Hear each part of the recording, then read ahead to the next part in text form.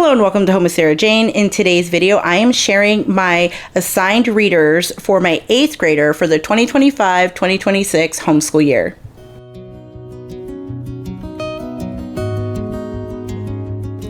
If you're new here, hello and welcome. My name is Sarah and I'm a homeschooling mom to 2 girls, ages 13 and 16. And today is all about Lydia's assigned reading for her 8th grade year. Now, I just want to start off by saying that choosing readers for an entire year for Lydia is very challenging because she does like to kind of read whatever she wants when she wants, but we're really trying to focus on getting some assigned reading for her. But let's go ahead and jump into Lydia's assigned reading for this year. So Lydia will be reading A Misfortune, Free Man. Now this is a book that I read to my kids a few years ago and they actually really liked it, but Lydia said she did not remember much of it. So since it was on her history reading list, I just thought she can read it again. It is a very good book, but it is also very sad as well. So I do think that she'll like A Misfortune, Free Man. She will also be reading Brady.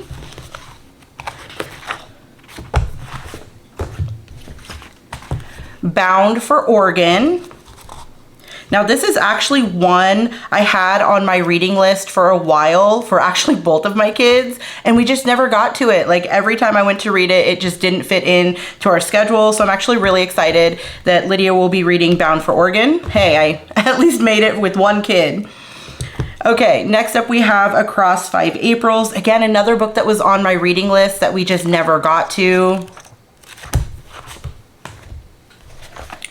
We have All of a Kind Family. My oldest did actually already read this. I think this actually went with one of the Good and the Beautiful's levels. I'm not sure, but I think that's how my oldest ended up reading it. So I think she enjoyed it. I really can't remember, but Lydia is going to be reading this year.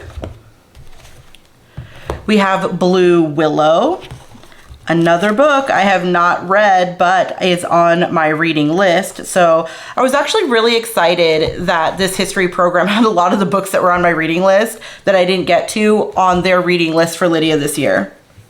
Homer Price. This is one that my oldest daughter read and enjoyed. My youngest daughter never got to experience it yet. So there's this one.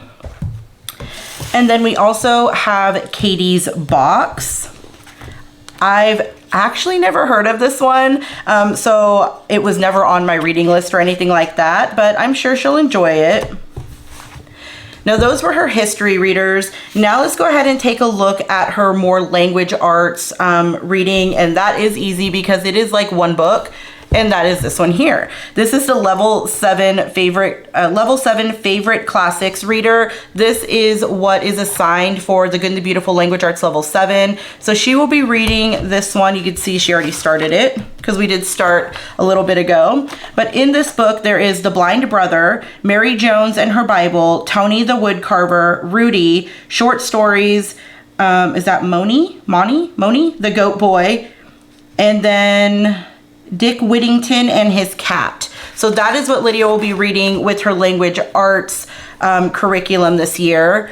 But then we also wanted to add in books of her choosing for like silent reading time for her. Now, so she will be reading through the Percy Jackson and the Olympian series. Now, I only got the first book and I forgot to grab it from upstairs, so I'll insert a picture. But the first book is The Lightning Thief. If she really likes this story or this book, I will go ahead and have her read the other 4 books in this series.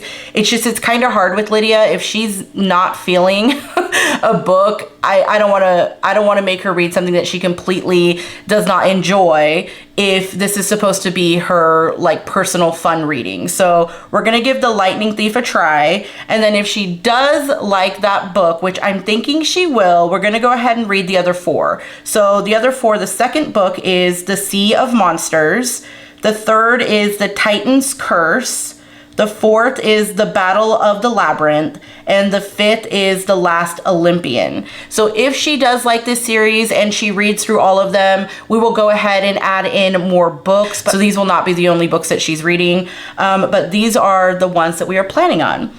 Okay, so now I also wanted to add in something a little bit different this year, and that is books that she will be reading aloud to me. And one of the things that I wanted to focus on was poetry. She really enjoys reading silly poems, so we decided for her read alouds that she'll be reading to me, that she'll be reading Where the Sidewalk Ends. Again, we have read through these before, but she just really enjoys them. She thinks that they're really fun. They're really silly. So she'll be reading through this one. And again, we've already started this one, as you can see, and she gets through these pretty quickly. So she will go ahead and probably get this done within another week or two, because we only pick a couple of poems a day and focus on, like, you know, 2, 3, 4 poems a day, and then that's it.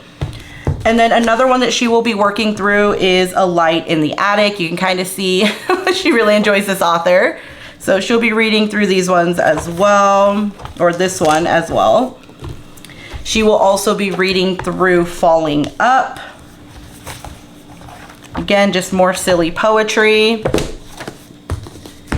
And then these last two, they're not exactly poetry books, but I really enjoy these stories. My oldest daughter really loved these as well. So Lydia will be reading through The Missing Piece. Again, she loves this author, so I don't think this will be an issue. And this book she will most likely read within 1 or 2 days with me. So it's not like it's gonna be something that she reads for a while, but she will be reading The Missing Piece.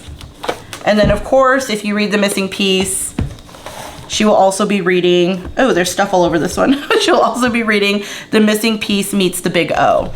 So again, these are just cute stories. And again, maybe 1 or 2 days of reading them. I mean, they're so short. If you look, like, it's barely anything on a page when it comes to writing. So she could read these easily in 1 day to me. But that's what our goal is for her read alouds to me. And then the last section of reading is actually her science readers. Now, science is where I could not pick out all of the books at once, because we decided to go with the more unit study style science this year. So I'm basically picking books to go with the unit studies, and we've only picked out 3 unit studies so far for the year, and I was gonna let her pick out unit studies as we go once we complete the first 3. So the first 3 that she's gonna be doing, she's doing a reptiles unit study. So I thought with that, this would be a perfect book for her. So this book is Who Was Steve Irwin? So she will be reading through this book. Again, it's pretty short. She could read these in a couple of days. And she loves reptiles, so I think she'll love reading about Steve Irwin. And then to go along with that, I wanted to focus on like one little reader and then like a reference book when it came to our unit studies for science. So this is California Amphibians and Reptiles.